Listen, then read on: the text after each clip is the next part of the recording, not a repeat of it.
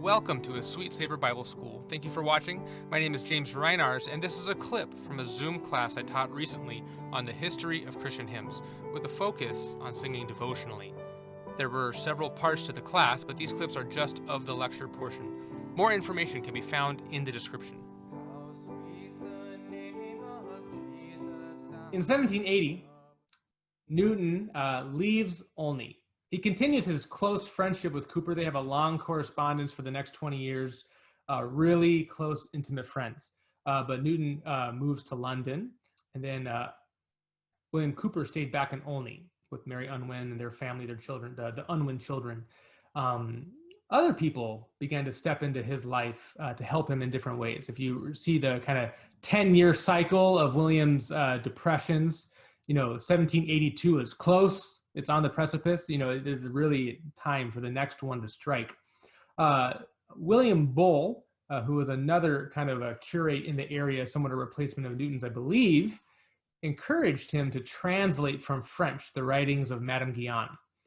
He thought that this would just provide spiritual help to William Cowper, and also just give him something positive to do while his depression is in and out all the time. And then Mary Unwin encouraged him to write poetry, and she gave him topics. He wrote a couple satires based on her topics. Maybe there were jokes in the first place.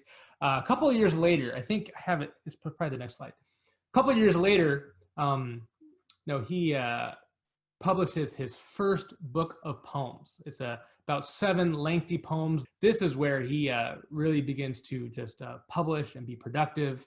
He's translating, he's writing. It's really a positive season. So this is what some people feel is what delayed this fourth depression episode to 1787, not 82, right? Many people were giving him projects, giving him help, giving him encouragement. What I think is so interesting about William Cowper's story is that he is really a clear believer with continual turning to the Lord as an experience, but even late in his life, 1784, I believe he's in his 70s. He has a 5th episode, and I believe in this one, there's still, thoughts of suicide and struggles. He is not a perfect story. He is not a story of finding Jesus that solves all the problems. He had a real struggle, and even this one, he never quite recovered. He died in 1800, and despondent at that time still. So he was never far from these dark depressions, but he had a clear, passionate faith in Christ from that conversion time. Even in his depressions, he never questioned, according to his writings, his poetry, and his letters, he never questioned God's existence. He never questioned the power of Christ to forgive sins. He really questioned if Christ could forgive him. He was the one exception. He was the one reprobate, especially after his first suicide attempts. He just struggled with, did I do something unpardonable, right? So when he was in his depressive moods, these are things that just really attacked him again and again. But I really love this picture about how people time and time again helped him, cared for him. And one thing they did was bring productive projects into his life, whether it's the Olney hymnal or translating Madame Guyon, or encouraging him to write just regular poetry for publication.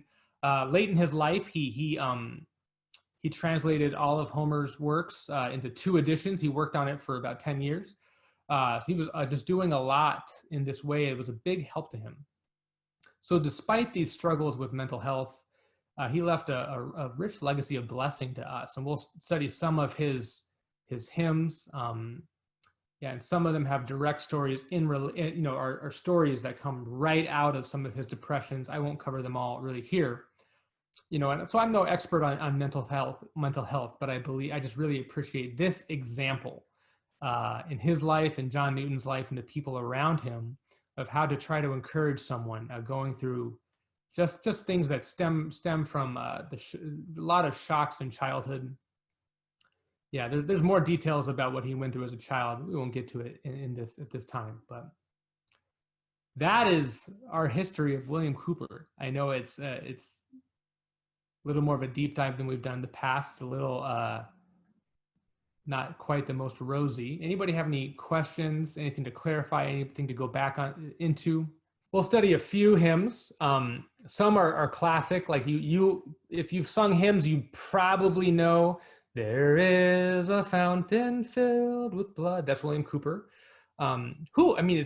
You just gotta think who's really inspired by Zechariah 13. That's a really strange passage. It's Zechariah, but he would manage to turn a hymn that is so touching and applicable out of something deep in the Minor Prophets. He's a really sophisticated person. We have a couple other of his hymns and John Newton hymns, obviously, for homework, and I'm going to suggest some extra credit. There's some really good ones, but they're a little more out there that I didn't want to put them in the main homework. But one is kind of his most, people call it the best. I mean, best is all most popular, but he has a hymn called God Moves in a Mysterious Way. This is the one story I want to share. God Moves in a Mysterious Way. It's a really great hymn. It's in the extra credit. He wrote this after a failed suicide attempt.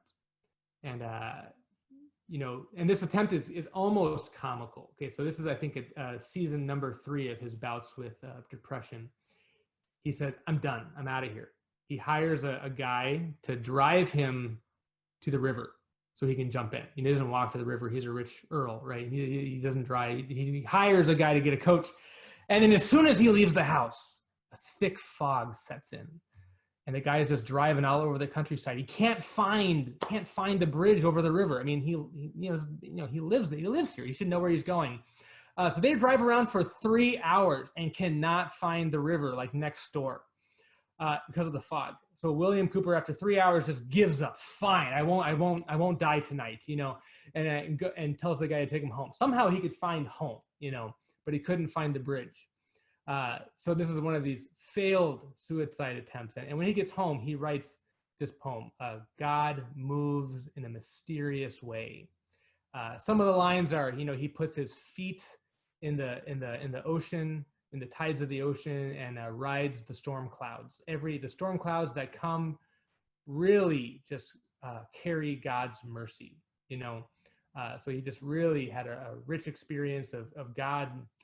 So if you want to go to the extra credit, God Moves in a Mysterious Way is a great hymn.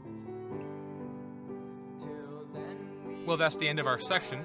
You can learn more about a Sweet Savor Bible School on our website, link in the description. There you can find course descriptions and find out how you can join the next class. And for now, I'll say thank you. Thank you so much for watching. May Jesus bless you, and may we become a savor that is pleasing to our God.